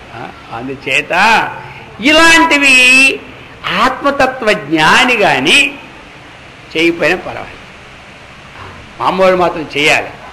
అటువంటి హయస్థితిలో ఉన్నవాడు సామాన్యం వదలకూడదు. ఒక ఆశ్రమానికండి ఒక సాధకుడు వెళ్ళాడు. ఆ సాధకుడు వెళ్ళేటప్పుడు వెళ్ళాడు. సరే ఏదో పోయి సాధకుడు పోయిన స్వామివారు వెళ్ళాడు అనుకోండి, ఏం పోయిందా? వెళ్ళాడు. వెళ్ళిన తర్వాత ఉదయం లేచి శీతకాలం, అక్కడ గడగడ చలి అనమాట. చలిపోయిన తర్వాత ఏం చేశాడు తెలుసా? ఆ మందిరానికి వెళ్ళలే. ఎందుకు వెళ్ళలేదు మందిరానికి? స్నానం చేయలే. రాత్రి వెళ్ళినప్పుడు రూమ్ ఇచ్చారు, తెల్లవారి నియమాలు చెప్పారు. ఆశ్రయ నియమాలు ఏమిటంటే ఉదయం లేచి రావాలి, 5 గంటలకల్లా 4 గంటల స్నానం చేయాలి, ధ్యానంలో కూర్చోవాలి, ఇవన్నీ చెప్పేశారు. చెప్పిస్తే ఊపెట్టాడు అప్పుడు అలాగే. ఇక తెల్లవారు లేచి ఏం చేశాడు? ఆ చలికి స్నానం మానేసినాడు. మానేసి పెద్ద చలి, సామాన్యమైన చలి, లేవలే తొందరగా పూజా మందిరికి వెళ్ళలే. చూశాడు, అయిపోయింది. టిఫిన్ చేసేసాడు. వాళ్ళు ఏమనలే. అడిగారు, ఏమయ్యా అంటే తర్వాత టిఫిన్ అంతా అయిపోయాక అడిగారు, మరి ఎందుకులే రాత్రి వచ్చారు తినలేదు కదా, తిండి పెట్టి అడుగుదామని అడిగితే చెప్పినాడు, మేము ఎప్పుడు కూడండి జ్ఞానగంగలోనే స్నానం చేసుకుంటాం ఎల్లప్పుడు.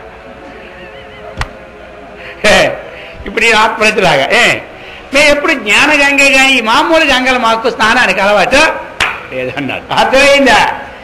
అలాగనా? నీకు అలాగా అని ఏం చేశాడంటే ఆ రోజు భిక్ష అనమాట. భిక్ష అయితే మంచి నూనె పదార్థాలు బ్రహ్మాండంగా ఉన్నాయన్నమాట. ఇక బ్రహ్మాండమైనటువంటి హాటు అది మంచి పకోడీలకి ఇక్కడన్నీ ఆశ్రమాలు 4 రకాలు పెట్టారు, నూనె మయం. ఇక అంత తిన్నారు. అది చక్కగా 12 గంటల ఎండ మనవలాడుతుంది. వెంటనే ఏం చేశాడు? వీళ్ళు లోనికి వెళ్ళిపోయాడు, ఇంట్లోకి వెళ్ళిపోయి పడుకున్నాడు. తలుపు తాళం వేశాడు ఈ పక్కనే. ఎవరు? ఆశ్రమంలో ఉన్నవాళ్ళు. జ్ఞానగంగ సాధువు జ్ఞానగంగలో స్నానం చేస్తాడు. తెల్లారి స్నానం లేకుండా పూజ లేకుండా అని వీడికి ఏమైపోయింది, నూనెతో పులిహారులు అన్నీ తినేసినారు కదండి. 1 గంట ఇసరికి దాహం పుట్టింది. ఇక దాహం పుట్టింది, ఇంట్లో నీళ్ళు లేవు కదా, గదిలోను తలుపు తీస్తే తలుపు రావడంలే. అయ్యో ఏమయ్యా, ఈ ఆశ్రమంలో వారు ఇలాంటి పనులు చేస్తారా, నేను నోరండి చస్తూ ఉంటుంటే నీళ్ళు లేక తలుపేస్తారా మీరు అన్నాడు. నాయనా మీరు జ్ఞానగంగలో స్నానం చేసి జ్ఞానగంగనే తాగండి అన్నారు. అర్థమైందే, జ్ఞానగంగ మీరంతా జ్ఞానులే కదా, కర్మ మీకు అవసరం లేదు కదా, ఇక జ్ఞానగంగనే తాగండి అన్నారండి. ఇక అర్ధగంట నిలుచుకొని చచ్చినాడు. అయ్యా బోరండి చస్తూ ఉన్నాను, తప్పు క్షమించాలా, తలుపు తీయాలా అన్నాడు. అప్పుడు అర్థమైందా. ఇలా కొంతమంది అండి ఒళ్ళు బద్ధకం అయిపోయి టైంకి లేవకుండా ఇలాంటి శుష్క వేదాంతం చెబుతారు. ఇలాంటి వాళ్ళందరినీ పడగొట్టడానికే మహర్షి మలయాళ స్వామి వారు శుష్క వేద తమో భాస్కరం రాసినారు. అర్థమైందా. కాబట్టి కొన్ని శ్లోకాలు, నైవతస్య కృతే నార్థో నాకృతే నేహ కశ్చన నచాస్య సర్వభూతేషు కచ్చిదర్థవ్యపాశ్రయః. ఏమి ఇతని స్వార్థపరమైన సంబంధము ఏ ప్రాణితోనే ఉండదు, నిస్వార్థం. కాబట్టి అర్జున ఈ స్థితి తెచ్చుకోవాలయ్యా. ఈ స్థితి రావాలంటే అప్పుడే కాదు, ఇప్పుడు రాదు, ఆ ముందు చేయని కర్మను చక్కగా చేస్తే కలుగుతుంది ఆ స్థితి అన్నారు. కాబట్టి అటువంటి స్థితికి హేతువైనటువంటి తత్వాన్ని మనకు అందేటట్లుగా భగవంతుడు అనుగ్రహించుగాక. ఓం